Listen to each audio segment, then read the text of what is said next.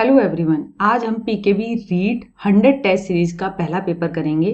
ये पेपर जो है ये त्रिपुरा टेट 2018 के सीडीपी लेवल 2 का पेपर है। डिफरेंट स्टेट्स के टेट के सीडीपी के क्वेश्चन करने का मकसद ये है कि आपको विभिन्न प्रकार के क्वेश्चन से अवगत कराना, और साथ के साथ ये एक टिप है कि सिलेबस ऑलमोस्ट सेम ही है, क्वेश्चंस भी घुमा फिरा के वही आते हैं। अगर आप इस तरीके के क्वेश्चन करेंगे, आपकी प्रैक्टिस होगी, तो विभिन्न स्टेट के टेट्स को करें, क्योंकि टीचर को असेस करने के क्वेश्चन जो होते हैं वो सेम ही होते हैं उनके क्वालिटी वाले, और बच्चों के लर्नर के अंदर क्या क्या डेवलपमेंट हो रही है, लेवल 1 के बच्चे कैसे होते हैं और लेवल 2 के बच्चे कैसे होते हैं, उनकी थिंकिंग से रिलेटेड क्वेश्चंस तो सेम ही रहते हैं। तो चलिए इसके साथ हम शुरुआत करते हैं अपनी इस टेस्ट सीरीज की। पहला क्वेश्चन, चिंतन क्या है? थिंकिंग। पहला ए एक संज्ञानात्मक क्रिया है, बी साइकोमोटर यानी संवेदी पेशीय, जैसे कि साइकिल चलाना और जिसमें मांसपेशियों का प्रयोग होता है, स्विमिंग करना, तो ये तो नहीं है, तो साइकोमोटर प्रोसेस तो नहीं है। सी इंस्टिंक्टिव बिहेवियर। इंस्टिंक्टिव बिहेवियर से हमारा मतलब ये है जैसे कि बहुत सारी स्पीशीज होती है, जैसे ह्यूमंस की, एनिमल्स की, वो एक इंस्टिंक्ट के साथ पैदा होते हैं, जैसे कि अपनी समूह की रक्षा करना, जैसे कि रिवेंज लेना यानी, और अपनी प्रोजेनी यानी अपने बच्चे पैदा करना, अपनी स्पीशीज को आगे बढ़ाना। इस बात की बात डार्विन ने भी की थी कि वही स्पीश सरवाइव कर पाती है जिनकी इंस्टिंक्ट स्ट्रांग होती है। तो इंस्टिंक्टिव बिहेवियर, सोचना, चिंतन करना, क्या एक इंस्टिंक्ट बिहेवियर है? नहीं, नन ऑफ दिस है नहीं। तो ये जो है ये एक संज्ञानात्मक प्रक्रिया है।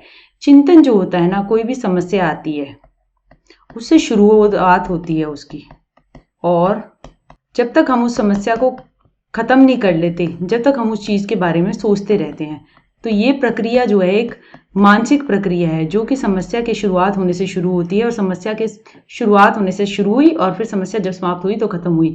जैसे कि आपका रीड का एग्जाम आया तो आपने सोचना शुरू किया कि मैं कौन सी बुक से पढूं, कौन से टीचर से पढूं, कौन से टॉपिक को कहाँ से तैयार करूं। तो ये एक चिंतन की प्रक्रिया है। इसके अंदर आप बहुत सारे टूल्स को भी यूज करते हैं, यानी आप सोचते किस किस तरीके से, आप सोचते हैं भाषा के तरीके, भाषा से, आप कॉन्सेप्ट से, इमेजेस से। तो ये सारे टूल्स हैं सोचने के। लैंग्वेज जिसमें सबसे मोस्ट इंपॉर्टेंट टूल है सोचने का।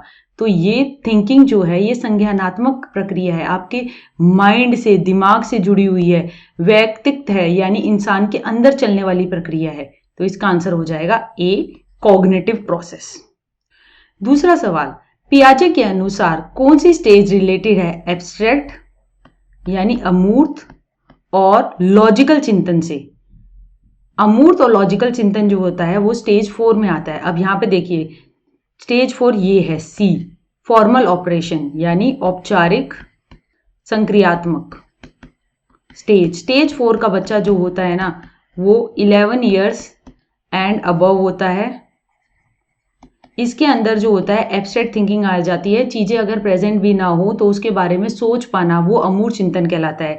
जैसे कि अगर सेब, किसी से बोले सेब के बारे में, तो सेब उसको दिखाई ना दे, अगर नहा भी हो तो वो उसकी एक इमेज कंस्ट्रक्ट कर लेगा कि एक लाल रंग की इस तरीके की शेप दिखने वाली चीज जो होती है वो एक सेब होती है, और सेब के बारे में वो 10 बातें भी बता देगा चाहे वो प्रेजेंट ना हो। तो ये कहलाता है अमूर्त चिंतन। सेंसरी मोटर स्टेज जो है ये तो स्टेज 1 है, ये 0 to 2 ईयर से होती है। इसमें सेंसेस से बच्चा जो है अपने आसपास के वातावरण की समझ बनाता है। प्री ऑपरेशनल ये स्टेज 2 है, ये 2 से 7 ईयर्स की होती है। और तीसरी जो होती है ना वो कॉन्क्रीट होती है यानी मूर्त। इसमें मूर्त जो थिंकिंग, मूर्त चिंतन होता है, यानी कि जो चीजें प्रेजेंट होती हैं, जो चीजें वातावरण में होती है, उन्हीं पे बच्चा काम कर सकता है। एब्स्ट्रैक्ट थिंकिंग नहीं आती। मगर एक इंपॉर्टेंट क्वेश्चन है जो कि कॉन्क्रीट ऑपरेशन स्टेज होती है, जो कि 7 से 11 साल की होती है, उसमें लॉजिक अपीयर हो जाता है, यानी लॉजिक आ जाता है मगर मूर्त चिंतन हो जाता है। मगर हमें क्वेश्चन में पूछा है अमूर्त और लॉजिक दोनों किस में आते हैं, तो वो आते हैं फॉर्मल ऑपरेशनल में, औपचारिक संक्रियात्मक में। तो इसका आंसर सी हुआ।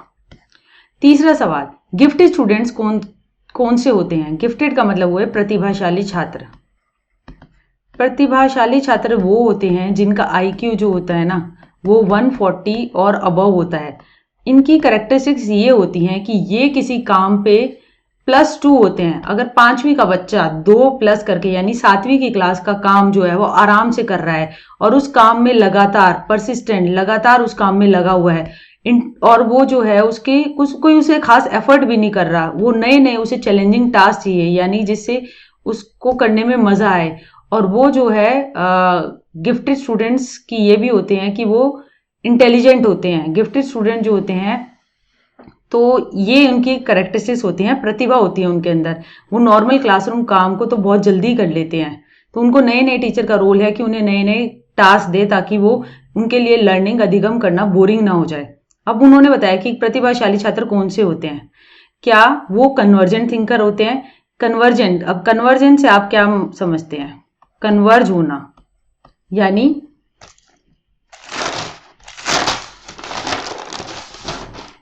अभिसारी चिंतन।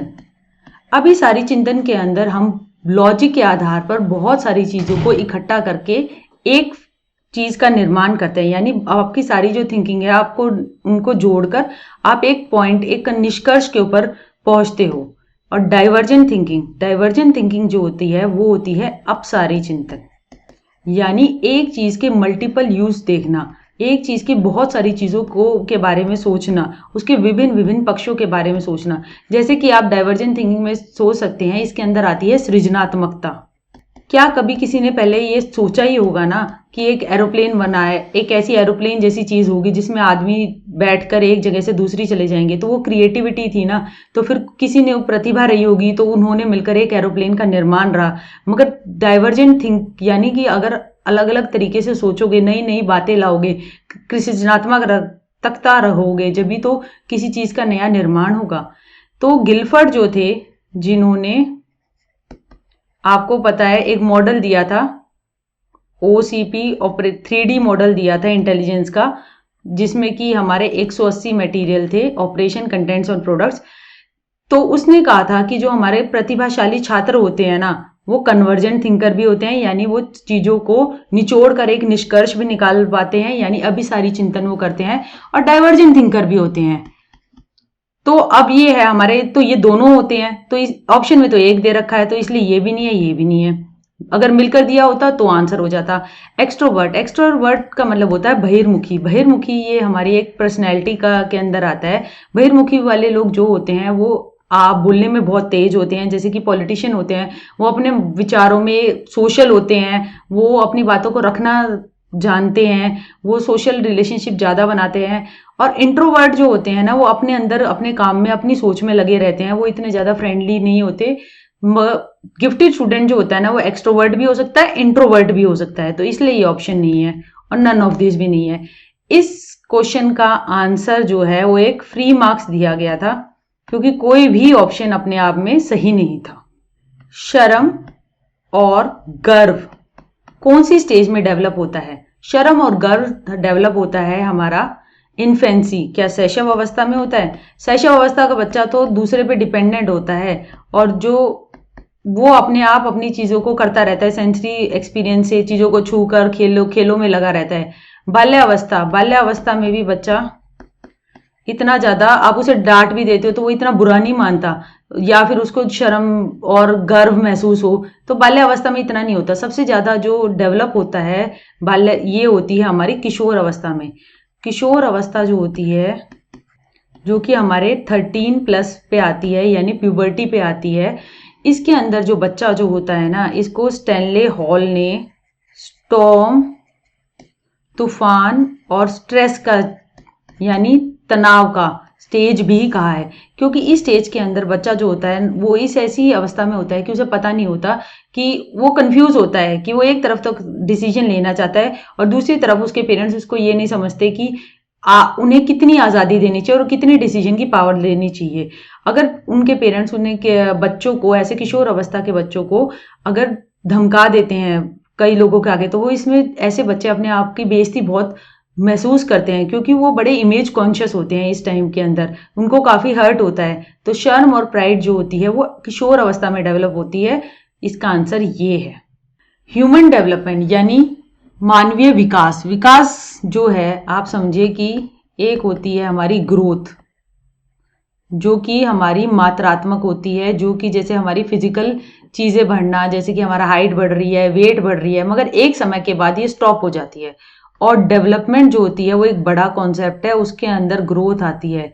डेवलपमेंट जो होती है, जैसे हमारी भाषा का विकास, कैसे बच्चा बोलना सीखता है, सोशल डेवलपमेंट कैसे होती है, कैसे परिवार से निकलकर बच्चा जो है वो एक समाज का कैसे पार्ट बन जाता है, कैसे नैतिकता का विकास होता है, जिसके अंदर हमने कोलबर की थ्योरी भी पढ़ी कि कैसे मोरल रीजनिंग डेवलप होती है। पियाजे के का हमने जैसे पढ़ा कैसे हमारा संज्ञानात्मक विकास होता है। तो ये जो होती है ये डेवलपमेंट है। डेवलपमेंट जो होती है वो जीवन पर्यंत चलने वाली प्रक्रिया है, वो जन्म से मृत्यु तक चलती है और इसके अंदर हमारी ग्रोथ तो आती ही आती है इसके अंदर, मगर ये और भी ज्यादा क्वालिटेटिव है। तो ह्यूमन डेवलपमेंट क्या क्वांटिटेटिव है? क्वांटिटेटिव तो है, क्योंकि इसके अंदर हमारी ग्रोथ भी आती है और ग्रोथ को नापा जा सकता है। क्वांटिटेटिव का मतलब है मात्रात्मक, जिसको नापा जा सके। जैसे कि आप स्केल लेकर किसी की हाइट को नाप सकते हो, वेट को नाप सकते हो, ऐसे ही ह्यूमन डेवलपमेंट में ग्रोथ एक पार्ट है, तो हम उसको तो नाप ही सकते हैं। क्वालिटेटिव है, क्वालिटेटिव से है हमारा गुणात्मक।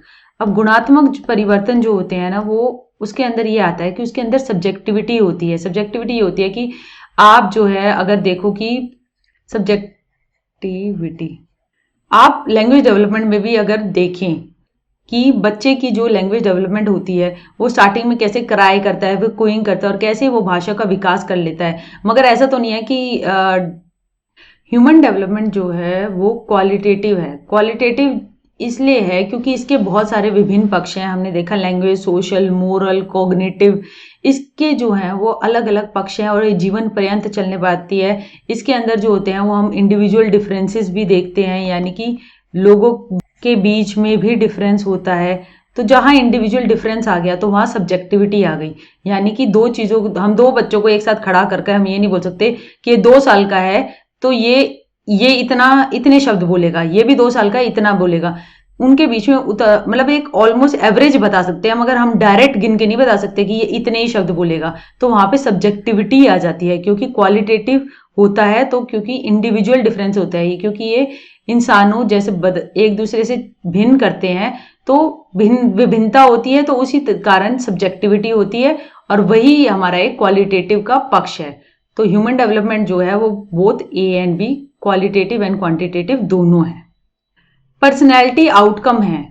पर्सनैलिटी जो होती है किसी की, व्यक्तित्व, वो आउटकम है केवल हेरिडिटी का, वंशानुक्रमण का। मतलब जैसे कि पैदा हुए, जो कुछ लेकर आए हो अपने माता पिता से, जैसी जीन्स लेकर आए हो, क्या पर्सनैलिटी उसी पे आधारित होगी? अपब्रिंगिंग एंड एजुकेशन, यानी कि वातावरण पे, जैसे आपकी चाइल्ड रियरिंग हो रही है, यानी कि कैसे पाला जा रहा है और कैसी आपको शिक्षा मिल रही है, क्या सिर्फ पर्सनैलिटी उस पर निर्धारित करती है? या फिर इंटरेक्शन होता है हेरिडिटी और इन्वायरमेंट का। तो इंटरेक्शन जब होता है ना हेरिडिटी और इन्वायरमेंट का, एच से यानी हेरिडिटी, ई से यानी इन्वायरमेंट यानी वातावरण, तो वो निकालती है हमारी पर्सनैलिटी। क्योंकि हम कुछ जीन्स लेके तो पैदा होते हैं, मगर हम अगर पर्यावरण अच्छा मिलता है तभी उन जीन्स के, अगर कोई इंटेलिजेंट माँ बाप का बच्चा है देखते हैं तो उस बच्चे को अगर वातावरण सही नहीं मिलेगा, अगर घर में कलेश हो रहे हैं, लड़ाई झगड़ा हो रहा है, तो उसका जो प्रोडक्ट यानी पर्सनैलिटी होगी वो दब्बू किस्म का हो सकता है वो, या फिर गुस्सैल भी हो सकता है, क्योंकि उसको इन्वायरमेंट फेवरेबल नहीं मिला। तो इसलिए पर्सनैलिटी के लिए बहुत ही जरूरी है अपने हेरिडिटी, तो आप लेके हेरिडिटी में तो कुछ बदल नहीं सकते, मगर जो इन्वायरमेंट है, पर्यावरण, घर का पर्यावरण, स्कूल का पर्यावरण, उसको पॉजिटिव बनाओ। उसके अंदर बच्चे को रिस्पेक्ट दो, बच्चे को एक्सपोजर दो बहुत सारी चीजों का, और बच्चे को अपने को व्यक्त करने की सुविधा दो। तो उसके कारण उसकी पर्सनैलिटी जो होगी वो और उभर कर निकलेगी, और बच्चे के अंदर जो छिपे हुए गुण है या फिर क्या टैलेंट है, वो किस चीज में आगे बढ़ सकता है, वो आप आइडेंटिफाई कर पाओगे एज ए टीचर और उस पर काम कर पाओगे। तो पर्सनैलिटी एक इंटरेक्शन है हेरिडिटी, वंशानुक्रमण और वातावरण की। तो इसका आंसर आ गया सी। वाइगोत्स्की पे हमेशा सवाल आता है, तो वाइगोत्स्की के कॉन्सेप्ट को बच्चों अच्छी तरह से करके जाना। वाइगोत्स्की क्या कहता है कि बाल विकास क्या है? एक प्रोडक्ट है सोशल इंटरेक्शन का, यानी कि सामाजिक अनुक्रिया जो हम करते हैं उसका इंटरेक्शन है। बी, एक प्रोडक्ट है फॉर्मल यानी औपचारिक इंटरेक्शन जो होती है, जैसे अगर हम स्कूल में सिर्फ इंटरेक्शन टीचर और स्टूडेंट एक औपचारिक तरीके से कर रहे हैं, सिर्फ उसी से बच्चे का विकास होगा? नहीं, विकास जो होता है वो हम अनौपचारिक इंटरेक्शन जो करते हैं उनके अंदर भी होता है। जैसे कि टीचर जो है वो स्टूडेंट से ऐसी जनरल बात कर रही है, केवल कंटेंट को पढ़ाने की, सब्जेक्ट को पढ़ाने के अलावा भी नॉर्मल चर्चा कर रही है कि क्या ऐसा आज का, कैसे आपकी 2 महीने की छुट्टी रही या क्या किया, तो वो जो है उसके कारण भी तो डेवलपमेंट हो रही है। बच्चा इमोशंस अपने एक्सप्रेस कर रहा है, टीचर के अंदर को अपने संवेग बता रहा है, तो वो भी एक तरीका है सोशल इंटरेक्शन का, केवल औपचारिक से नहीं होती। ये प्रोडक्ट है एसिमुलेशन और अकोमोडेशन का। ये स्टेटमेंट एसिमुलेशन और अकोमोडेशन, ये दोनों शब्द तो वही पियाजे ने कहे थे।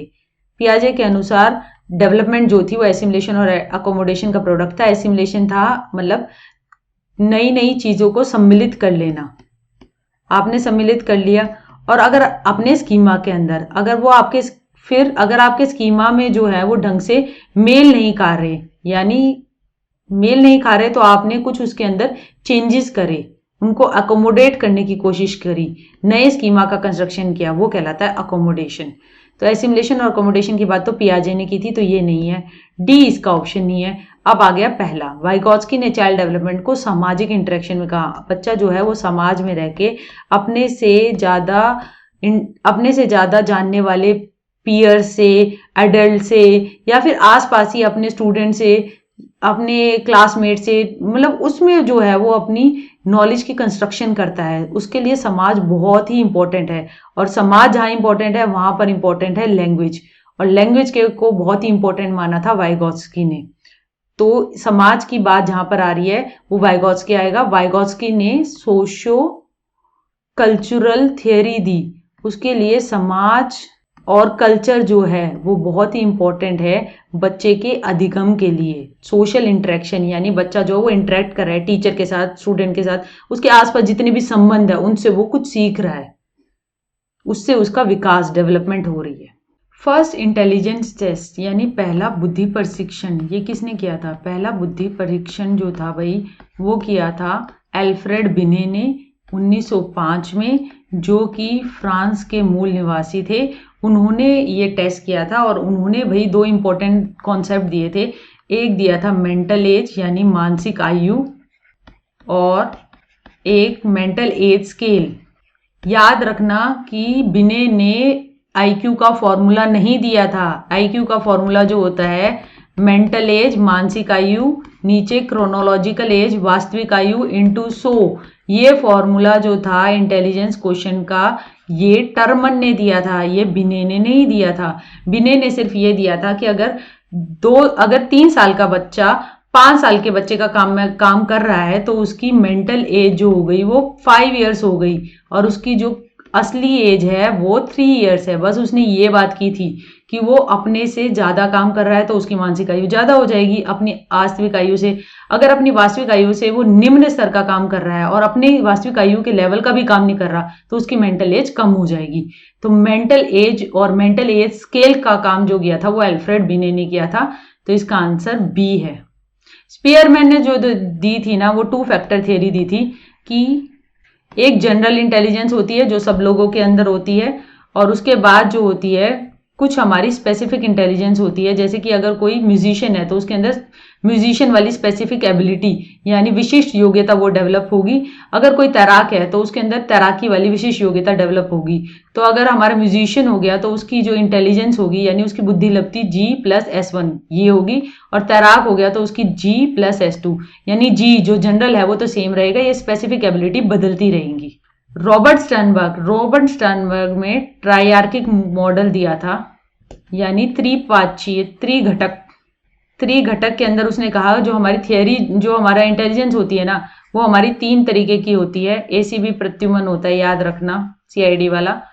ACP,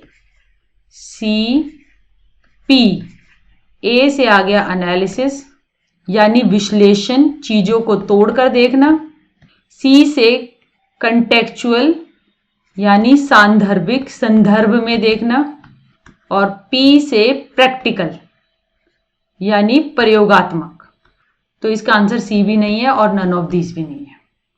एक स्टूडेंट है जिसकी क्रोनोलॉजिकल एज यानी कि उसकी वास्तविक आयु जो है वो 12 साल है, ठीक है, और उसकी मेंटल एज है वो 14 साल है, तो उसका हमें IQ बताना है। IQ का फॉर्मूला अभी मैंने बताया, यानी बुद्धि लब्धि क्वेश्चन का जो फॉर्मूला है वो है हमारी मेंटल एज ऊपर आती है और क्रोनोलॉजिकल एज वास्तविक एज नीचे आती है और गुणा में 100 कर देते हैं। तो हमारी मेंटल एज 14 दे रखी है, वास्तविक एज 12 दे रखी है, इसे 100 से गुणा कर लो। 2 6 12, 2 7 14, 2 3 6, 2 5 10, 3 6 18। तो ये हमारा आ गया 116.66। डायरेक्ट क्वेश्चन है, फॉर्मूला बेस्ड है, फॉर्मूला में कंफ्यूज मत होना कि मेंटल एज जो है वो हमेशा ऊपर आती है और नीचे क्रोनोलॉजिकल एज यानी वास्तविक एज आती है। और ये फॉर्मूला जो दिया था ये टर्मन ने दिया था। डिसलेक्सिया, डिसलेक्सिया से आप क्या समझते हैं? डिसलेक्सिया का मतलब होता है पठन वैफल्य, पढ़ ना पाने की क्षमता। इसके अंदर जो इससे पीड़ित बच्चा होता है ना, ये लर्निंग डिसऑर्डर है, ये उसके अधिगम की अक्षमता है, अधिगम से रिलेटेड है, क्योंकि उसे शब्द जो होते हैं वो नाचते हुए नजर आते हैं, पी जो है वो ऐसे दिखाई देता है, तो वो कॉम्प्रीहेंड ही नहीं कर पाता, यानी वो समझ ही नहीं पाता। अगर अक्षरों को जो बोलने वाले और जो हम बोल रहे हैं और जो हम लिख रहे हैं उसके बीच में वो संबंध स्थापित ही नहीं हो पाता, तो ये कहलाता है डिसलेक्सिया। ये एक पढ़ने से रिलेटेड डिसऑर्डर है, एक लर्निंग डिसऑर्डर है। तो इसका आंसर बी है। मैथमेटिकल डिसऑर्डर होता ना तो उसके अंदर हमारा कैलकुलेशन से रिलेटेड होता, तो वो डिसकैलकुलिया होता, वो भी एक अधिगम से रिलेटेड होता, क्योंकि अधिगम से रिलेटेड जो हमारे लर्निंग डिसऑर्डर्स होते हैं वो हमारे एक्सप्रेस होते हैं बच्चे के स्कोर में, यानी बच्चे का जो एकेडमिक स्कोर होता है ना, यानी जो हम टेस्ट वगैरह लेते हैं उसमें उनकी परफॉर्मेंस पुअर होती है, तो उससे हम कर सकते हैं कि उनको अधिगम करने में वो विफल हो रहे हैं, तो उससे हम असेस कर सकते हैं। ए मानसिक डिसऑर्डर नहीं है, ये लर्निंग डिसऑर्डर है, अधिगम का डिसऑर्डर है। सी भी नहीं है इसलिए, और डी भी नहीं है। क्लासिकल कंडीशनिंग की थियरी, यानी जो क्लासिकल कंडीशनिंग थी वो किसने दी थी? सीधा डायरेक्ट क्वेश्चन है, वो पैवलोव ने दी थी। इसके अंदर SR थियरी भी इसे कहते हैं। इसके अंदर क्या होता है, हमारा सबसे पहले एक अनकंडीशन स्टिमुलस होता है, यानी कि एक स्टिमुलस उद्दीपक, जैसे कि खाना आया, खाने के ऊपर अनकंडीशन रिस्पॉन्स है लार आना, खाने पर, फूड पर, ठीक है, जो कि इसने कुत्ते पे एक एक्सपेरिमेंट किया था उस पे था।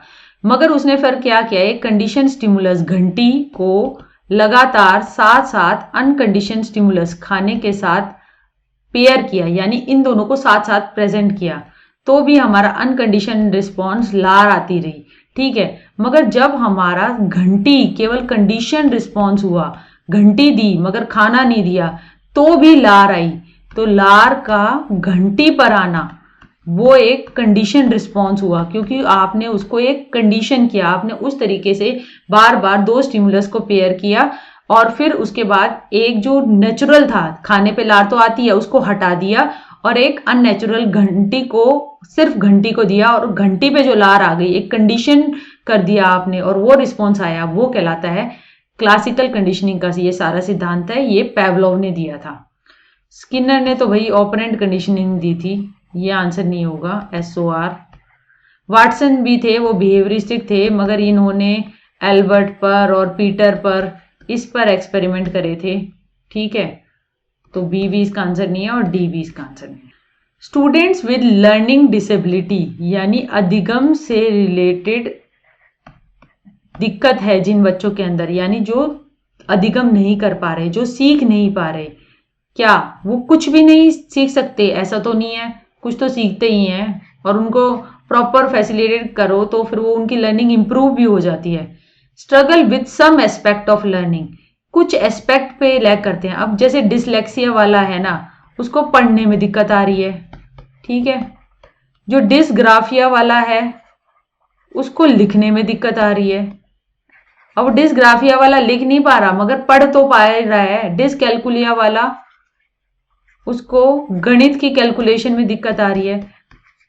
तो ये स्पेसिफिक हैं, तभी जो है कुछ एस्पेक्ट पे, उनकी लर्निंग पे, अधिगम पे फर्क पड़ रहा है। पूरी लर्निंग ऐसा नहीं है कि इससे हैम्पर ही हो गई है। डिसग्राफिया वाला लिख नहीं पा रहा तो पढ़ तो पा ही रहा है कुछ, तो इसलिए सम एस्पेक्ट ऑफ लर्निंग पे वो स्ट्रगल करते हैं, यानी उनको दिक्कत आती है। और प्रॉपर अगर टीचर उनको रिकॉग्नाइज कर ले कि ऐसा ना कहे कि इसके नंबर कम ही आ रहे हैं, इसको आता ही नहीं है, क्या पता उसको डिसलेक्सिया हो, तो ऐसे स्टूडेंट्स को आइडेंटिफाई करके और फिर उनको प्रॉपर एक प्रोग्राम के तहत उनकी लर्निंग डिसेबिलिटी हटाने का काम करना चाहिए। तो बी तो ऑप्शन सही है। ये students are very active but I have a low IQ. IQ से इसका कोई संबंध नहीं है। आईक्यू हमने कहा क्योंकि ये मेंटल डिसऑर्डर ही नहीं है, ये अधिगम से रिलेटेड है। आईक्यू जो है वो कॉग्निशन से रिलेटेड है, मेंटल से रिलेटेड है, माइंड की कैपेसिटी से रिलेटेड है, उसकी तो हम बात ही नहीं कर रहे। हम तो सिर्फ अधिगम की बात कर रहे हैं कि ये चीज सीख नहीं पा रहा, तो उसको आइडेंटिफाई करो। अगर दिक्कत आ रही है तो दिक्कत को रिमूव करो। आईक्यू का तो कोई मसला ही नहीं आया, तो ये ऑप्शन नहीं है, तो डी बी इसका आंसर नहीं है। चिंतन की प्रक्रिया में ए कल्पना इन्वॉल्व होती है, बी इमेजेस जो चित्र बनाते हैं हम दिमाग में, क्या वो इन्वॉल्व होते हैं। अब हमें करनी है कल्पना। कल्पना जो, अब हम कल्पना के बारे में सोचें तो इमेजिनेशन जो होती है ना, वो एक तरीके की थिंकिंग तो होती है, मगर इसके अंदर हमारी कोई प्रॉब्लम सॉल्व नहीं होती। जैसे कोई मुंगेरी लाल के सपने देखता है, जैसे कोई सपना देख ले कि अरे भाई मैं तो रीट क्वालिफाई करके टीचर लग जाऊंगा, तो भाई मैं ये पोस्टिंग लूंगा, वो पोस्टिंग लूंगा, मगर उसके लिए कोई पढ़ाई तो कर नहीं रहा, पढ़ाई नहीं कर रहा, तो फिर कैसे पोस्टिंग आएगी या कैसे पेपर क्वालिफाई होगा। वो सिर्फ इमेजिनेशन, एक मुंगेरी लाल के सपने हैं, मगर वो एक तरीके का थिंकिंग तो है, मगर वो ऑटिस्टिक थिंकिंग है। ठीक है, इमेजेस इन्वॉल्व होती हैं। अगर आप देखेंगे, आप सोचेंगे मुझे रीट की तैयारी करनी है, तो आपने रीट की तैयारी करने के लिए आपने चित्रों का ध्यान किया कि हाँ ये वाली बुक अच्छी थी, ये वाली अच्छी थी, यहां से मैं पढ़ सकता हूं। या फिर पेपर आया, आपने पेपर में कोई क्वेश्चन आया, आपने चिंतन किया उसके बारे में, एक प्रॉब्लम समस्या आई, आपने चिंतन किया, हाँ ये उस बुक के उस वाले पेज पे ऐसे लिखा हुआ था, मैडम ने ऐसे बताया था, सर ने ऐसे बताया था, फिर आपने वो प्रॉब्लम सॉल्व कर दिया, आपने पेपर में सही टिक लगा दिया, तो आपने चिंतन तो किया, आपने प्रॉब्लम तो सॉल्व करी। मगर इमेजिनेशन जो होती है ना, वो भी चिंतन के अंदर आती है, इसमें प्रॉब्लम सॉल्व तो नहीं होती, मगर कल्पना जो होती है वो क्रिएटिविटी का, क्रिएटिव थिंकिंग में यानी सृजनात्मकता में एक बहुत ही इंपॉर्टेंट एस्पेक्ट है। कल्पना से ही नई नई चीजों का आविष्कार, नई नई चीजें बनती है। अब किसी ने लैपटॉप पे इस तरीके से पढ़ाई होगी ऑनलाइन, कभी सोचा था कितने साल पहले? नहीं सोचा था ना। किसी ने कल्पना की, नई चीजें बनाई, विंडोज बनाई, दूर बैठे ऑनलाइन शिक्षा का काम होने लगा, तो वो एक तरीके का इमेजिनेशन है, मगर उस पर जब क्रिया हो जाएगी ना, काम हो जाएगा, तो वो थिंकिंग बन जाएगी। ठीक है, तो both A and be involve होते हैं चिंतन के अंदर, तो इसका आंसर ये है। ये एक एस्पेक्ट है, इसके साथ वर्क इन्वॉल्व नहीं है, मगर ये एक एस्पेक्ट तो है थिंकिंग का। ठीक है, क्लास में हमें जेंडर इक्वेलिटी मेंटेन करनी है, यानी लिंग समानता मेंटेन रखनी है, तो टीचर को क्या करना चाहिए? सेम अपॉर्चुनिटी देनी चाहिए लड़के और लड़कियों को। हाँ, ये तो सही लग रहा है, क्योंकि लड़के लड़कियों को सेम अपॉर्चुनिटी देंगे तो तभी तो वो एक तरीके का इक्वल ट्रीटमेंट टीचर ही देगी, तभी तो इक्वल ट्रीटमेंट मेंटेन रहेगा। डिस्करेज करना चाहिए लड़कियों को को करिकुलर एक्टिविटीज में पार्ट लेने से। डिस्करेज का काम तो बिल्कुल भी नहीं करना चाहिए, क्योंकि अगर आप लड़कियों को इस तरीके से डिस्करेज कर देंगे तो उनके साथ तो आपने फिर डिस्क्रिमिनेशन कर दिया ना, उनके साथ तो आपने गलत, उनको अपॉर्चुनिटी ही नहीं दी, तो ये तो गलत है। प्रोवाइड करना एनालिटिकल वर्क टू गर्ल्स, सिर्फ विश्लेषण का कार्य लड़कियों को देना, ये भी गलत है। इस तरीके से तो फिर आप लड़कों के साथ लिंग भेद कर रहे हो। आपको ऐसा करना है कि लड़के लड़कियों को समान ट्रीटमेंट देना है, सेम अपॉर्चुनिटी देनी है, चाहे आप गेम्स के पीरियड में लेकर जा रहे हो, चाहे आपकी सूपा की क्लास है, चाहे कुकिंग क्लास है, आपको लड़के लड़कियों दोनों को देना है। आपको चीजों को ऐसे डिमार्केट नहीं करना कि ये लड़के करेंगे, ये लड़की करेगी, ये तो इसका रोल है। आपको ऐसे जेंडर रोल उनके ऊपर नहीं थोपना, अपने बायस नहीं थोपने, बच्चों को इक्वल अपॉर्चुनिटी दो, क्योंकि आगे जाके यही बच्चे समाज में हमारे फ्यूचर हैं। अगर हम उनको स्टार्टिंग से ही ऐसे बना देंगे तो फिर वो तो उनको पता ही नहीं चलेगा कि कैसे वो डिस्क्रिमिनेशन कर रहे हैं, कैसे लड़कों को ये पता नहीं चलेगा कि सिर्फ खाना बनाना लड़कियों का काम नहीं है, उनको भी बनाना आना चाहिए। ड्राइविंग लड़कियां भी कर सकती है, अगर इक्वल अपॉर्चुनिटी देंगे तभी स्टार्टिंग में ऐसी तरीके की फीलिंग और सोच बच्चों के अंदर विकसित होगी। और इसके लिए टीचर का बहुत ही इंपॉर्टेंट रोल है कि टीचर खुद जेंडर बायस ना रखे और ना परपेचुएट करे, ना उनको बढ़ावा दे। तो इसका आंसर है ए।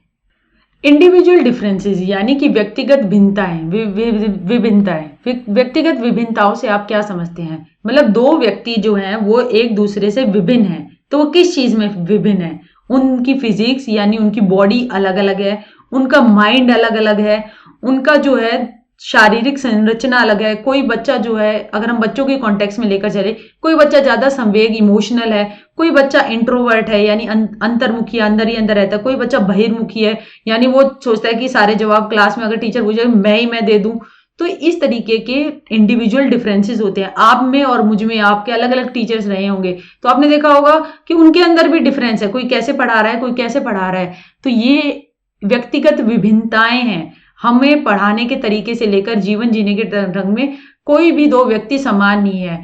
आप ये देखिए कि भगवान ने तो ऐसा बनाया कि हम में से किसी के फिंगरप्रिंट तक एक दूसरे से नहीं मिलते, तो कितना बड़ा इंडिविजुअल डिफरेंसेस है। तो इंडिविजुअल डिफरेंसेस केवल डिफरेंस है हमारी फिजिक में, क्या सिर्फ शारीरिक संरचना के हैं? नहीं, इसके अंदर मानसिक की, अभी जैसे मैंने बताया, वो भी है। Any two individuals are equal. अरे भाई ये तो डिफरेंस है, पहले ही कह रहा है विभिन्नता है, तो इक्वल कहां से आ गया? Are equal in respect of, ये कह रहा है कि दो इंडिविजुअल बराबर है फिजिक और मेंटल एबिलिटी में, ये तो है ही नहीं। हर इंडिविजुअल जो है वो डिफरेंट है दूसरे इंडिविजुअल से, फिजिकल स्ट्रक्चर से, शारीरिक बनावट में, मानसिक एबिलिटी में। अब भाई मानसिक एबिलिटी सबकी अलग अलग है ना, कोई ग्रेड 1 का पेपर क्वालिफाई कर देगा, कोई ग्रेड 2 का, कोई ग्रेड 3 का, तो जरूरी थोड़ी है सबको एक ही तरह आप एक ही जैसा ट्रीटमेंट दो। हर एक की अपनी मानसिक एबिलिटी है, उस पर उसने काम किया है, प्रैक्टिस की है। इमोशनल स्टेट, संवेगों में भी सब डिफरेंट करते हैं। कोई छोटी सी बात पे रो पड़ता है, कोई बड़ी बड़ी चीजें उसके साथ जीवन में घटनाएं हो जाती है तो भी नहीं वो हिम्मत हारता। तो हर इंडिविजुअल जो है वो डिफरेंस है, उन दोनों के बीच में डिफरेंस है। तो व्यक्तिगत विभिन्नताएं का ये ऑप्शन सही है। ए भी नहीं है, बी भी नहीं है और डी भी नहीं है। लॉज ऑफ लर्निंग यानी हमारे अधिगम के सिद्धांत, अधिगम के नियम, वो किसने दिए थे? अधिगम के नियम जो दिए थे वो थॉर्नडाइक ने दिए थे और उसने 3 नियम दिए थे। पहला, लॉ ऑफ रेडीनेस, जिसको कहते हैं पहला लॉ ऑफ रेडीनेस यानी तत्परता का नियम। इसका सिंपल सा है कि प्यासे को कुएं के पास ले जाया जा सकता है। मैं आपको ये पढ़ा दूंगी, समझा दूंगी, मगर आप पेपर जब क्वालिफाई करेंगे, जब आप खुद और भी पढ़ेंगे और किताबों को देखेंगे और अपना गहन अध्ययन करेंगे, अगर आप तत्पर ही नहीं होंगे, सीखने के लिए राजी ही नहीं होंगे, तो मैं कितना ही पढ़ा लूंगी तो आपका पेपर क्वालिफाई नहीं होगा। दूसरा, अभ्यास का नियम। अभ्यास का नियम का सिंपल सा फॉर्मूला है, करत करत अभ्यास के जड़मती हो सुजान, रसरी आवत जात है सर पर परत निशान। यानी practice makes a man perfect. आप बार बार प्रैक्टिस करेंगे तो उत्तीर्ण जरूर होंगे। आप बार बार प्रैक्टिस टेस्ट दें यानी सेट करें तो आपका सिलेक्शन जरूर होगा। तीसरा, प्रभाव व परिणाम का नियम। प्रभाव व परिणाम के नियम का मतलब ये है कि आपको जैसे परिणाम पता है कि अगर मुझे नौकरी मिल जाएगी, मैं टेट क्वालिफाई कर, रीट मैंने क्वालिफाई कर लिया तो उसके बाद नौकरी है तो भाई अच्छी लाइफ सेट हो जाएगी। तो उस तरीके से आपके प्रोसेस भी रहेगा, उस तरीके की आपकी तैयारी भी रहेगी। तो परिणाम की जब तक आपको ज्ञात होगा कि इस तरीके से मेरे को परिणाम मिलने वाला है तो आप उस तरीके से अभ्यास करेंगे और उस तरीके से आप तत्पर रहेंगे। तो थॉर्नडाइक ने ये 3 लॉज दिए थे और उसने कुछ गौण लॉ भी दिए थे। मतलब ये तो प्राइमरी लॉ है, मेन लॉ है, कुछ सेकेंडरी लॉज भी दिए थे, वो जरूर आप देख लेना, कई बार सीधा नाम से आ जाते हैं। लॉज ऑफ लर्निंग तो हमने देख लिया, थॉर्नडाइक ने दिए थे। स्किनर ने जो दी थी उसने तो ऑपरेंट कंडीशनिंग की बात की थी। एक स्टिमुलस होता है, एक रिस्पॉन्स होता है और बीच में ऑर्गेनिज्म होता है, यानी इंसान जो ऑर्गेनिज्म है, यानी कि जो करने वाला इंसान, पिजन या जो भी है वो होता है बीच में। पेवलोव का हमने देखा ही था, इसने तो हमारा क्लासिकल कंडीशनिंग की बात की थी। SR सिंपल, एक उद्दीपन होता है और एक उद्दीपक होता है, फिर उसके बीच में अनुक्रिया होती है, तो स्टिमुलस होता है तो रिस्पॉन्स करता है। नन ऑफ दिस इसका आंसर नहीं है। अगर स्टूडेंट डिसएडवांटेज ग्रुप के एक नॉर्मल स्टूडेंट्स के साथ पढ़ाए जाएंगे तो ये क्या कहलाएगा? अब देखिए, जैसे कि दिल्ली के या फिर बहुत सारे स्कूलों में EWS कैटेगरी के स्टूडेंट्स यानी इकोनॉमिकली बैकवर्ड, यानी कि जो आर्थिक रूप से पिछड़े हुए, इकोनॉमिकली बैकवर्ड या वीकर स्टूडेंट्स को नॉर्मल स्टूडेंट्स के साथ पढ़ाया गया, यानी कि उनको सेम अपॉर्चुनिटी दी गई। डिसएडवांटेज ग्रुप जो होता है वो ये भी हो सकता है, जैसे कि फिजिकली चैलेंज स्टूडेंट्स हैं, उनको साथ में पढ़ाना। तो ये सब जो है ये कहलाता है हमारा इंक्लूसिव एजुकेशन, यानी समावेशी शिक्षा। अब समावेशी शिक्षा जो है ना, वो एक कॉन्सेप्ट जो है जो अब डेवलप हुआ है। पहले जो था वो स्पेशल एजुकेशन की बात थी कि अगर कोई हमारे मेंटल रिटार्डेड है या फिर फिजिकली चैलेंज है तो उनको स्पेशली अलग स्कूल बना दो और उनकी वहां पे अलग से शिक्षा दो। मगर अब ये है, ये आउटडेटेड कॉन्सेप्ट है। अगर आप देखो समावेशी शिक्षा के तहत एक बच्चे को, क्योंकि समाज में जो है सबको इकट्ठा रहना है, ऐसा नहीं है कि फिजिकली कोई चैलेंज है तो उसको एक अलग से उसका समाज क्रिएट कर दिया जाएगा जो वो वहां जाके रहेगा। उसे नॉर्मल परिस्थितियों में रहना है, हम जैसे नॉर्मल इंसानों के बीच में रहना है, तो स्टार्टिंग से क्यों ना उन्हें नॉर्मल स्टूडेंट्स के साथ रखा जाए। अगर अलग से रखेंगे तो उनको फिर एडजस्टमेंट करने में भी दिक्कत होगी। नॉर्मल स्टूडेंट्स के साथ रखेंगे तो नॉर्मल स्टूडेंट्स भी देख पाएंगे उनकी क्या अक्षमता है या फिर क्या उन्हें दिक्कतें आ रही है, और वो ज्यादा एम्पैथेटिकल एटीट्यूड रखेंगे, यानी वो ज्यादा सेंसिटिविटी रखेंगे उनके साथ, और वो दूसरे मतलब जो डिसएडवांटेज है वो भी अपने आप को एक पार्ट ऑफ सोसाइटी, समाज का एक अपने आप को भाग समझेंगे। समावेशी शिक्षा के अंदर वो पढ़ तो लिए मगर इसके साथ जैसे आपने देखा है कि बीएड स्पेशल जो है ना, वो एजुकेशन की वो काफी चल रही है, बहुत ही पॉपुलर कोर्स रहा है। क्यों हो रहा है? क्योंकि नॉर्मल स्कूल्स के अंदर इसकी वैकेंसी क्रिएट हो रही है, यानी कि आप एक टीजीटी या फिर पीआरटी इसके टीचर्स रख रहे हैं स्पेशल एड के। वो क्या करते हैं कि नॉर्मल क्लासरूम में तो टीचर ने पढ़ा दिया, मगर जो स्टूडेंट्स हैं, जो ऐसे हमारे स्टूडेंट्स हैं, उनकी अगर कोई नीड है, उनको कोई ज़रूरत है, तो उनका ये पीरियड जो है ये अलग से ले लेती हैं, और फिर उनको एक नॉर्मल नॉर्मल स्कूल में ही उनकी पढ़ाई हो जाती है। तो इसलिए ये कहलाता है समावेशी शिक्षा है। स्पेशल एजुकेशन के कॉन्सेप्ट, स्पेशल स्कूल बनाना तो आउट ऑफ डेटेड है। स्पेशल एजुकेशन इस पॉइंट पे जो है वो टीचर दे देगी, इनको अलग से स्कूल बनाने की जरूरत ही नहीं है। इंटीग्रेटेड एजुकेशन जो है वो कॉन्सेप्ट की होती है, यानी सब्जेक्ट को एक साथ मिलाकर पढ़ाना, एक दूसरे से जोड़ते हुए पढ़ाना, तो वो कुछ नहीं है, वो इसमें आधारित नहीं होगी। समावेशी शिक्षा के अंदर उन बच्चों को नॉर्मल स्टूडेंट्स के साथ पढ़ाया जाएगा। 18वां question, many bad habits of students can be removed by, यानी स्टूडेंट्स की कुछ बुरी आदतें हैं, उनको आप कैसे रिमूव कर सकते हैं, उनको आप कैसे दूर कर सकते हैं।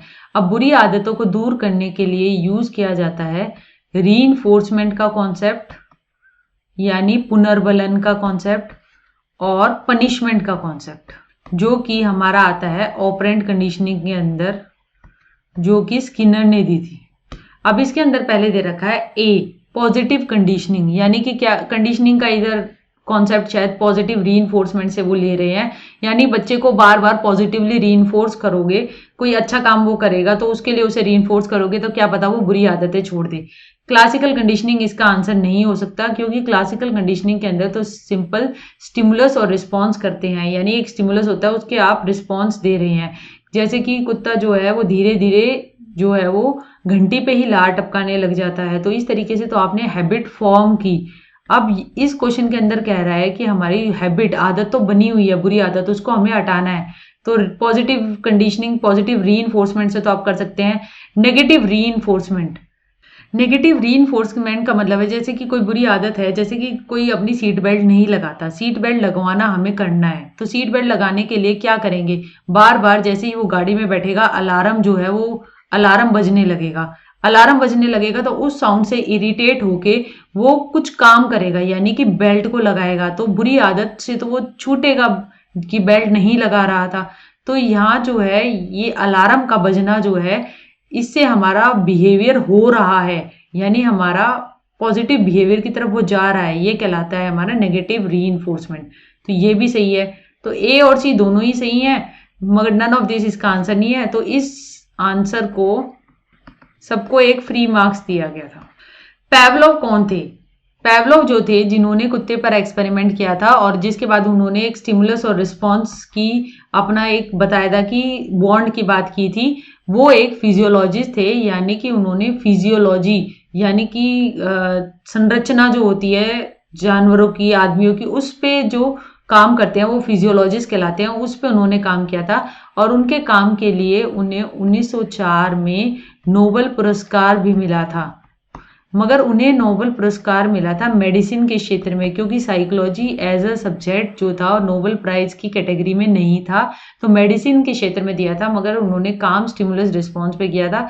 बिहेवियरिस्टिक थे, ये व्यवहारवादी थे, तो इसका आंसर ये है। साइकोलॉजिस्ट नहीं थे वो, न्यूरोलॉजिस्ट, नर्व्स के ऊपर, तंत्रिकाओं के ऊपर उनका काम नहीं था, उनका काम संरचना शरीर की, उस पे उनका काम था, तो फिजियोलॉजिस्ट इसका आंसर है। अधिगम कितना हुआ है ये किस पे डिपेंड करता है? अधिगम कितना हुआ है ये डिपेंड करता है मीनिंगफुलनेस ऑफ लर्निंग मटेरियल, यानी कि जो सामग्री है क्या वो उचित है, उसकी मीनिंगफुल है वो, यानी कि समझने योग्य है। बी, मोटिवेशन ऑफ स्टूडेंट्स, यानी स्टूडेंट जो है वो अभिप्रेरित है, उस पर लर्निंग डिपेंड करेगी। हाँ, ये बिल्कुल सही है। स्टूडेंट्स अगर अभिप्रेरित है, यानी कि आपने स्टूडेंट्स को देखा कि आपके स्कूल में 8th पीरियड लग गया, 8th पीरियड में आप मैथ्स पढ़ाना चाहते हैं और बच्चे के अंदर आपने देखा कि मोटिवेटेड नहीं है, बच्चे का मन ही नहीं है पढ़ाने के लिए, तो आप चाहे कितना भी मीनिंगफुल मटेरियल ले आओ, उचित सामग्री ले आओ, उचित किताबें ले आया, तो भी बच्चे प्रेरित ही नहीं है, तो वो पढ़ेंगे ही नहीं, अधिगम होगा ही नहीं। तो इसका आंसर बी तो सही है। अगर रिपीट करते रहोगे लर्निंग मटेरियल को, यानी कि अधिगम सामग्री को, यानी आप डिफरेंट डिफरेंट सामग्री लिया है, यानी कि आपने टीचिंग एड्स लिया है, तो भी बच्चे गणित में रुचि ही नहीं ले रहे हैं, वो मोटिवेटेड नहीं है, वो थके हुए, उनका मन ही नहीं कर रहा, तो वो कैसे लर्निंग होगी? अधिगम नहीं होगा, रिपीट करने से नहीं होगा। मेनली उसके लिए मोटिवेट करना बहुत जरूरी है, अभी प्रेरित होना, चाहे वो आंतरिक रूप से हो, चाहे उन्हें बाह्य रूप से मोटिवेट किया जाए, तो तभी हमारी लर्निंग जो होगी वो डिपेंड करती है स्टूडेंट्स के मोटिवेशन पे। सेल्फ एक्चुअलाइजेशन थियरी मोटिवेशन की वो किसने दी थी? वो दी थी हमारे अब्राहम मैस्लो ने दी थी। ये जो थे ये ह्यूमनिस्टिक थे, मानवतावादी विचारधारा के थे। उन्होंने कहा था कि हमारे सबसे नीचे जो होती है ना, वो हमारी होती है फिजियोलॉजिकल नीड्स, यानी कि हमारे शरीर से जुड़ी हुई, रोटी, कपड़ा, मकान। उसके ऊपर जो होती हैं वो होती हैं सेफ्टी नीड्स, यानी कि मैं सुरक्षित वातावरण में रहूं। फिर होती है बिलोंगिंग नीड्स, यानी किसी से जुड़ने की नीड। फिर होती है सेल्फ एस्टीम नीड्स, और सबसे ऊपर जो होती हैं वो होती है हमारी यहाँ पे सेल्फ एक्चुअलाइजेशन नीड, यानी कि जिस चीज के लिए मैं बना हूं, ये सारी नीड फुलफिल हो गई, यानी रोटी, कपड़ा, मकान हो गया, सुरक्षा मिल गई कि हाँ नौकरी मिल गई, बिलोंगिंग यानी कि हाँ बीवी बच्चे हैं, ठीक है, फिर सेल्फ एस्टीम भी खुश हो गई, हाँ भाई बड़ी गाड़ी, ये सारी चीजें हैं। मगर उसके बाद क्या मैं जो टीचर बनना चाहता था, क्या जो मैं बच्चों को पढ़ाना चाहता था, क्या मैं जो करना चाहता था, अगर मैं टीचिंग ही करना चाहता, क्या मैं वो कर रहा हूँ, या फिर मेरे को क्रिकेट में शौक था, तो उस चीजों को एक सारी चीजें फुलफिल होने के बाद जो सोचना, यानी अपने जीवन का औचित्य सोचना, तो वो सेल्फ एक्चुअलाइजेशन नीड्स होती हैं, वो सबसे ऊपर होती हैं और सबसे बाद में आती हैं। ठीक है, इसकी बात अब्राहम मैस्लो ने की थी। कोलबर्ग ने तो वही नैतिकता के विकास की बात की थी। वॉटसन जो थे वो व्यवहारवादी थे, एल्बर्ट पीटर और उन पे उन्होंने एक्सपेरिमेंट करे थे। बच्चों के इमोशनल डेवलपमेंट के लिए क्या जरूरी है क्लास में मेंटेन करने के लिए? बच्चों का हमें संवेगों का विकास करना है। बच्चों के संवेगों के विकास के लिए क्लास में डेमोक्रेटिक इन्वायरमेंट होना चाहिए, यानी लोकतांत्रिक वातावरण होना चाहिए। बिल्कुल सही, लोकतांत्रिक वातावरण होगा तो लोकतांत्रिक वातावरण के अंदर टीचर और स्टूडेंट एक दूसरे की सुनते हैं, एक दूसरे को मौका देते हैं, फ्रीडम होती है, आजादी होती है, एक्सप्रेशन का मौका होता है, एक दूसरे की इज्जत करते हैं। कंट्रोल और ऑथोरिटेरियन इन्वायरमेंट जो होते हैं ना, यानी कि बिल्कुल सख्त तानाशाह तरीके से रहने से अगर टीचर समझेगी कि मैं ही सब कुछ हूँ, स्टूडेंट जो होगा वो पैसिव हो जाएगा, यानी वो अधिगम का पार्ट ही नहीं बनेगा।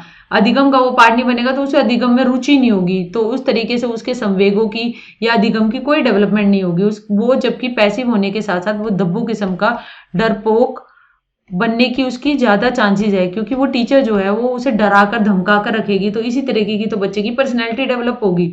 तो कंट्रोल और ऑथोरिटेटिव इन्वायरमेंट तो बिल्कुल ही गलत है, ये होंगे ही नहीं कभी। अगर हमें कोई भी डेवलपमेंट करनी है, चाहे इमोशनल, सोशल, कोई भी करनी हो, सबसे अच्छा होता है डेमोक्रेटिक लोकतांत्रिक वातावरण।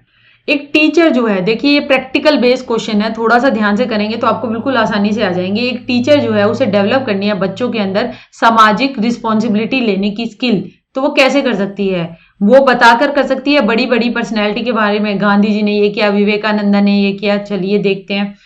खुद फॉलो करके इरेगुलर और इनडिसिप्लिन, यानी टीचर जो है वो खुद तो मॉर्निंग असेंबली के बाद आ रही है और बच्चों से कहते हैं तुम टाइम पे नहीं आते, आप ये नहीं करते, तो क्या ये बच्चा खुद सोशल रिस्पॉन्सिबिलिटी लेगा? बिल्कुल भी नहीं लेगा। टीचर जो बिहेव करती है वो आइडली बिहेव करती है स्टूडेंट्स के आगे, यानी वो खुद समय से आती है, वो खुद क्लास में मोबाइल का यूज नहीं कर रही है, तभी तो वो कह पाएगी कि ज्यादा मोबाइल देखने से आंखें खराब होती है। और वो खुद बच्चों को डिसिप्लिन तरीके से पढ़ा रही है, इधर उधर स्टाफ रूम में बातें करती नहीं फिर रही है, वो स्टूडेंट्स को टीच कर रही है, वो एक आइडियल बिहेवियर शो कर रही है। तभी तो बच्चा खुद देखेगा कि हमारी टीचर इतनी रिस्पॉन्सिबल है, तभी बच्चा उनको सीखकर खुद सोशल रिस्पॉन्सिबिलिटी सीखेगा। जैसे कि मेरी एक टीचर थी मैथ की, मुझे आज भी याद है, वो किस तरीके से हमें बढ़िया तरीके से पढ़ाती थी, हमेशा टाइम से आना, हमेशा मैथ्स को इंटरेस्टिंग तरीके से पढ़ाकर अपने पंचुअलिटी का निर्धारण, पंचुअल थी वो, कभी भी लेट नहीं होती थी और हमेशा हर पीरियड में पता ही नहीं चलता था कैसे पीरियड चला जाता था उनकी पढ़ाई का। तो वो जो थी उन्होंने सिखाई, उनको देख के वो सोशल रिस्पॉन्सिबिलिटी, मुझे ऐसा लगा जब मैं टीचर बनूंगी तो मैं भी इस तरीके के बनूंगी, तो वो चीज मैंने सीखी ना। ऐसे ही आपको टीचर बनना है और फिर उसी तरीके से बच्चा जो है वो सामाजिक रिस्पॉन्सिबिलिटी सीखेगा, पंचुअलिटी की अगर उसे चीज सीखनी है तो वो केवल टीचर नहीं, वो कोई भी प्रोफेशन में जाएगा तो वो उस चीज को सीख पाएगा, क्योंकि टीचर जो है वो सिर्फ टीचर क्रिएट नहीं करती, वो बहुत सारे प्रोफेशंस को एक टीचर ही क्रिएट करती है, क्योंकि जिन बच्चों को पढ़ा रहे हैं वो आने वाला फ्यूचर है। तो इसका आंसर है सी। थॉट यानी चिंतन, अटेंशन चीजों को ध्यान देना, एंड परसीव ये परसीव करना। देखिए फिल इन द ब्लैंक्स वाले में आप फिल इन द ब्लैंक्स पहले देखिए और फिर इसमें भरने की कोशिश कीजिए। तो परसेप्शन जो है ना, यानी अटेंशन देना, आपके आगे बहुत सारी किताबें हैं रीड की, आपने अटेंड किया, बहुत सारे यूट्यूब के चैनल है, मगर उसके बाद आपने उस अटेंशन में आपने अपने थॉट से चिंतन किया, आपने देखा कि कौन से टीचर से पढ़ूं, किसकी क्या क्वालिफिकेशन है, किसने किताब लिखी है तो इस किताब से कितने क्वेश्चन आ रहे हैं, या फिर यूट्यूब का चैनल है तो इसके फॉलोअर्स कितने हैं। आपने बहुत सारी चीजों को सोचा, उसके बाद आपने एक्शन लिया, यानी आपने परसीव किया। तो ये सारे कंपोनेंट्स होते हैं हमारे कॉग्निशन के, यानी संज्ञानात्मक विकास में ये सारे कंपोनेंट्स आते हैं जो कि हमारी मानसिक माइंड से रिलेटेड है। तो ये सारे हमारे कंपोनेंट है। अटेंड करना, स्टिमुलस बहुत सारे हैं, मगर उन पर परसीव करते हुए कार्य करना, तो परसेप्शन इसका पॉइंट आता है। फीलिंग जो है ना वो संवेग से आधारित है, तो वो हमारे कॉग्निशन डोमेन की नहीं है, वो हमारी अफेक्टिव डोमेन से जुड़ी हुई है। तो ए ऑप्शन इसलिए नहीं होगा। इंटरेस्ट यानी आपकी किस सब्जेक्ट में रुचि है, यानी आपको, तो रुचि भी जो है वो हमारे संवेगों पे आधारित है। हमें किसी चीज में अगर मैथ के टीचर ने डांट दिया तो भैया धीरे धीरे वो बहुत ही अथॉरिटी है, वो डांटती है तो आपका सब्जेक्ट में भी इंटरेस्ट मर जाएगा। तो ये अफेक्टिव डोमेन से जुड़ा हुआ ना, तो इंटरेस्ट भी इसके अंदर नहीं आएगा, इसके अंदर आएगा हमारा बी परसेप्शन।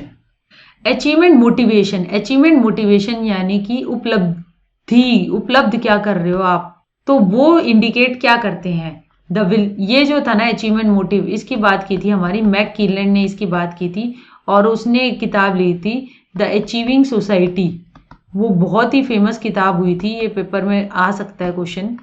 अब अचीवमेंट मोटिव से क्या समझते हैं आप, उपलब्धि motive, willingness to accept success and equal failure equally, यानी कि ऐसी विलिंगनेस होनी चाहिए कि सफलता मिले असफलता मिले उसको सेम ढंग से लेना। Tendency to persist at challenging task, यानी ये कोई चैलेंजिंग टास्क है उसमें लगे रहना, यानी रीट का पेपर है, अगर आपका 2017 में सिलेक्शन नहीं हुआ तो कोई बात नहीं, अब जो पेपर आ रहा है उसके लिए आप लगे हुए हो, आप उसको छोड़ नहीं रहे, आपको वो चैलेंजिंग टास्क है उसमें लगे रहना, अचीव करना है ना, क्योंकि आपको रीट क्वालिफाई करके टीचर बनना है, तो एक अचीवमेंट मोटिव है आपको टीचर बनना। टेंडेंसी टू अवॉइड फेलियर, ये तो बिल्कुल भी नहीं है, क्योंकि अवॉइड फेलियर करने के लिए आपको लगता है कि जी मेरी तैयारी नहीं है, लगना तो है नहीं, पेपर देने से क्या फायदा, तो आप उपलब्ध क्या करोगे, उपलब्ध तो कुछ भी नहीं करोगे, तो उपलब्धि मोटिव तो ये है ही नहीं।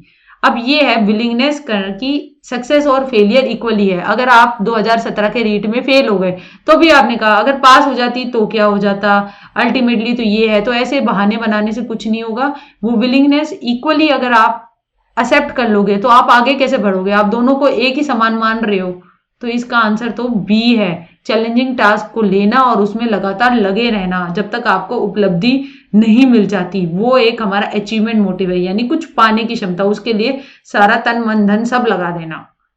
फुल फॉर्म क्या है टैट की, टैट जो है वो हमारा एक पर्सनैलिटी को असेस करने के लिए एक प्रोजेक्टिव टेक्निक है, जिसके अंदर हमारे 30 कार्ड्स होते हैं, 10 मेल के होते हैं, 10 फीमेल के होते हैं और 10 कॉमन होते हैं, यानी एक टाइम पे किसी को केवल 20 कार्ड ही मिलते हैं। उसके अंदर पिक्चर्स होती है, उस पिक्चर्स को दिखाते हुए उनसे कहानी लिखने को कहा जाता है, और जो इस टेस्ट को ले रहा होता है उस कहानी में बंदा जो है वो हीरो के बारे में क्या लिख रहा है, चित्र के बारे में क्या लिख रहा है, वातावरण के बारे में क्या लिख रहा है, उसको देखता है और उसके वो जो कहानी है उसमें वो किरदारों के बारे में क्या लिख रहा है, तो उसको असेस करते हुए जो जिसने लिखी होती है उसके अनकॉन्शियस के बारे में, उसकी पर्सनैलिटी में छिपी हुई जो चीजें होती हैं वो बाहर आ जाती हैं, उनको असेस करता है। ये एक तरीके का प्रोजेक्टिव टेक्निक है, ये हम दी थी मुर्रे एंड मॉर्गन ने, और इसका नाम है टैट यानी thematic apperception test. Thematic appreciation test नहीं है, आप कुछ एप्रिशिएट नहीं कर रहे हो। थीमेटिक थीम पे आधारित कोई एफर्मेटिव यानी पॉजिटिव टेस्ट नहीं कर रहे हो आप एपरसेप्शन पे कर रहे हो। ये एपरसेप्शन शब्द है जो कि मुर्रे और मॉर्गन ने ये दिया था। ये टेस्ट ये एक हमारी प्रोजेक्टिव टेक्निक है, ये कोई डायरेक्ट टेक्निक नहीं है, ये इनडायरेक्ट टेक्निक है पर्सनैलिटी को असेस करने की। प्रोजेक्ट किया जाता है यानी टेढ़े ढंग से बच्चे किसी को देकर वो कार्ड्स और उससे उसकी पर्सनैलिटी को असेस कर लिया जाता है, ये कहलाता है टैट। ये एडल्ट्स के लिए था भाई, बच्चों के लिए कैट होता है, चाइल्ड एपरसेप्शन टेस्ट। सेल्फ की अवेयरनेस यानी अपने बारे में जागरूकता रखना, सेल्फ को रेगुलेट करना, यानी कि अगर कोई गाड़ी में आप चला रहे हो और साइड से कोई कुछ बोल के चला गया तो उस गुस्से को काबू रखना है, ना कि अपनी गाड़ी उसके पीछे लगा देना। एम्पैथी, दूसरे के जूते में डालकर अपने आप को देखना, यानी कि अगर कोई रीड क्वालिफाई नहीं है और आपकी नौकरी लगी है तो आप अगर उसके आगे बन ठन कर दिखा रहे हो और उसको चिढ़ा रहे हो तो क्या वो उचित है। उस तरीके की चीजों को समझना, दूसरे के पक्ष के अंदर जाकर उसको समझना, वो एम्पैथी कहलाता है। सोशल स्किल्स, सामाजिक स्किल्स, यानी आप समाज में कैसे बंधे हो, आपके कितने जुड़ाव है आपका, और मोटिवेशन, अभिप्रेरणा, ये सब कंपोनेंट किसके हैं। ये सब जो कंपोनेंट हैं ये कंपोनेंट है इमोशनल इंटेलिजेंस के। ये हमारी संवेगात्मक बुद्धि के ये प्रशिक्षण है, क्योंकि बुद्धि जो है जो पहले नापी जा रही थी वो केवल मैथ के क्वेश्चन दे दिए, इंग्लिश के क्वेश्चन दे दिए, या रीजनिंग के, या फिर एनालॉजी रिलेटेड क्वेश्चन दे दिए, तो उससे जो है और सिर्फ बुद्धि का प्रशिक्षण हो रहा था। मगर अल्टीमेटली संवेगिक बुद्धि वो है कि जिससे अगर आप बहुत ही इंटेलिजेंट हो, उस टेस्ट में तो आपने अच्छा परफॉर्म किया, मगर आप एक समाज में ढंग से आप एडजस्ट नहीं कर पा रहे हो, यानी कि आप इमोशनली इंटेलिजेंट नहीं हो, आप दूसरे को एम्पथाइज नहीं कर रहे हो, तो आप एक इमोशनल इंटेलिजेंट पर्सन नहीं हो, क्योंकि आप संवेगिक रूप से दूसरे की बातों को नहीं समझ पा रहे हो, आप केवल तार्किक चीजों में परफॉर्म कर रहे हो। तो ये सारे कॉन्सेप्ट जो है वो इमोशनल इंटेलिजेंस के हैं, और ये इमोशनल इंटेलिजेंस का कॉन्सेप्ट जो दिया था वो गोलमेल ने दिया था, और उसने एक किताब लिखी थी इमोशनल इंटेलिजेंस, और उसको बहुत 1995 में, और उसे काफी फेमस रही थी वो किताब। पर्सनैलिटी के ये नहीं है, ये सारी चीजें इमोशनल सामयिक बुद्धि से रिलेटेड है। Who made the term emotional intelligence popular in 1995? देखिए वही सेम क्वेश्चन आ गया है, ये की थी डैनियल गोलमैन ने। इसने ये इमोशनल इंटेलिजेंस की टर्म्स को कि अपने सेल्फ को कैसे रेगुलेट करना, यानी संवेदों का इंपॉर्टेंस है, यानी सामवेगिक इंटेलिजेंस, सामवेगिक बुद्धि भी नाम की कोई चीज है जो केवल हम पेपर पेंसिल टेस्ट से नहीं मेजर कर सकते। वो क्योंकि समाज के हम प्राणी हैं, तो समाज के अंदर कैसे हम एडजस्ट कर रहे हैं, तो उसको संवेगों पे आधारित वो बुद्धि जो होती है वो संवेगिक बुद्धि कहलाती है। पीटर सॉल्वे और मेयर्स ने जो था ना, उन्होंने इमोशनल कोशेंट की बात की थी, EQ, ठीक है, वो याद रखना। माइकल बेलकॉक ने कुछ नहीं किया, नन ऑफ दिस इसका आंसर नहीं है। The word personality has been derived from the Greek word. Personality जो शब्द है वो ग्रीक शब्द से आया है, वो है उसका मतलब है परसोना। परसोना का मतलब ये था मुखौटे। ग्रीक थिएटर आर्टिस्ट जो थे ना वो अलग अलग तरीके के मुखौटे रखते थे। जब जिस जैसा बंदा जो परफॉर्म करना है, अगर उसे लड़की का रोल करना है तो लड़की का मुखौटा लगा के आ जा सकता, फिर अगर जोकर का करना है तो जोकर वाला मुखौटा लगा के आ जा सकता था। तो इस तरीके से मुखौटों के सहारे वो दिखा रहे थे कि वो अलग अलग तरीके के लोगों की अलग अलग की पर्सनैलिटी प्रोजेक्ट कर रहा था, यानी वो शो कर रहा था। तो ये जो ग्रीक वर्ड परसोना से लिया गया है, ना पर्सनल से लिया गया है, ना परसोबा से लिया गया है, परसोना से लिया गया है। मेंटली रिटार्डेड चिल्ड्रन कैसे क्लासिफाई कर सकते हैं? मेंटली रिटार्डेड चिल्ड्रन को हम क्लासिफाई कर सकते हैं इंटेलिजेंस से, वो मैं अभी बताऊंगी कैसे। एप्टीट्यूड से नहीं कर सकते, क्योंकि एप्टीट्यूड जो है वो हमारी एक तरीके की क्षमता है कि जिसके अंदर काम किया जाए तो आपको फ्यूचर में सक्सेस मिल सकती है। तो वो आपकी एक स्पेशल एबिलिटी है, अगर जिस पे काम किया जाए तो उसमें चांसेस ज्यादा है। यानी अगर टीचिंग एप्टीट्यूड का टेस्ट लिया जाता है तो पता लग जाता है, अगर किसी के मार्क्स उसमें अच्छे हैं तो अगर इस पे काम किया जाएगा, उसको इन्वॉल्वमेंट दिया जाएगा, उसको अधिगम दिया जाएगा, तो ये एक अच्छी ट्रेनिंग दी जाएगी, बीएड एनटीटी कराया जाएगा। तो वो एक अच्छी टीचिंग एप्टीट्यूड के सहारे हमने जज किया और बाद में एक अच्छी टीचर बन के निकली। अगर मैकेनिकल एप्टीट्यूड चेक किया तो हमारे एक अच्छे क्लर्क और अच्छे मैकेनिक्स करके निकल के निकले। तो वो एप्टीट्यूड वो होता है। मेंटली रिटार्डेड को क्लासिफाई करने का उसमें कोई क्राइटेरिया नहीं है। प्रोजेक्टिव टेस्ट जैसे कि मैंने बताया, टैट, ये सब जो है ये पर्सनैलिटी के असेसमेंट के हैं, यानी कि जो हमारा व्यक्तित्व मापन के ये हैं, ये मेंटली रिटार्डेशन को क्लासिफाई करने वाले नहीं है। मेंटली रिटार्ड को क्लासिफाई करने के लिए हमारा इंटेलिजेंस टेस्ट है। अब हम देखें, हमारा स्टैनफोर्ड और बिने जो थे ना, स्टैनफोर्ड यूनिवर्सिटी थी और बिने के काम पे उन्होंने और एडिशन किया था 1916 में। इसके अनुसार हमारी मेंटल रिटार्डेशन जो होती है वो 3-4 तरीके की होती है, माइल्ड, मॉडरेट, सीवियर और प्रोफाउंड। प्रोफाउंड जो होती है ना, उनका आईक्यू होता है अंडर 20, यानी 20 से भी कम। अब इसके बाद आप जो है वो 15-15 ऐड कर दीजिए। 20 में 15 जोड़े 35, 35 तो यहाँ हो गया, तो यहाँ 36 आ गया। 36 में 15 जोड़े 51, इसके बाद 51 से 67 ये आ गए माइल्ड। माइल्ड जो होते हैं ना, वो माइल्ड यानी ठीक ठीक, माइल्ड यानी थोड़ी कम है, मॉडरेट यानी ठीक ठीक, सीवियर और प्रोफाउंड यानी बहुत ही ज़्यादा। अब ये सीवियर और प्रोफाउंड जो होते हैं ना, इनको तो कस्टडी में रखा जाता है, यानी कि इनके लिए अलग से जगह बनाई जाती है, वहाँ पर इन्हें रखा जाता है, क्योंकि ये एडजस्ट नहीं कर पाते। इनका जो मानसिक रिटार्डेशन है वो बहुत ही ज़्यादा है। अब मॉडरेट जो होते हैं ना, वो ट्रेनेबल होते हैं, यानी उनको सिंपल ट्रेनिंग दी जा सकती है, नॉर्मल काम करने के, हाथ धोने की, और कैसे मतलब नॉर्मल ट्रेनिंग वाले काम इनसे कराए जा सकते हैं। और माइल्ड जो होते हैं उनको हम एजुकेबल होते हैं, मगर एजुकेबल वो होते हैं जिनके साथ हम मूर्त चीज़ें देते हुए उनकी पढ़ाई कराएं, यानी कि कॉन्क्रीट ऑब्जेक्ट से छोटी मोटे वो बेसिक अर्थमेटिक वगैरह कर पाते हैं। तो स्टैनफोर्ड बिने ने कहा आईक्यू के तहत 4 बताए, और ये आप देख लेना। तो 67 से कम जिसका भी आईक्यू है वो मेंटली रिटार्डेड आया, और उसकी 4 श्रेणी बता दी। और 4 श्रेणी में भी एजुकेशन के तहत हमने बताए, एक कस्टोडियल हो गए, एक एजुकेबल हो गए, और एक ट्रेनेबल हो गए, यानी कि जिनको ट्रेनिंग दी जा सकती है। Thank you very much. ये सीरीज का हमारा पहला क्वेश्चन हो गया। उम्मीद करती हूँ आपको समझ में आया होगा। अगर किसी क्वेश्चन में फिर भी दिक्कत आती है तो प्लीज़ कमेंट बॉक्स में मुझे कमेंट कीजिए, और ऐसी वीडियोज़ आपकी आती ही रहेंगी। आंसर की इस पेपर की मैं आपको प्रोवाइड कर रही हूँ। So thank you very much.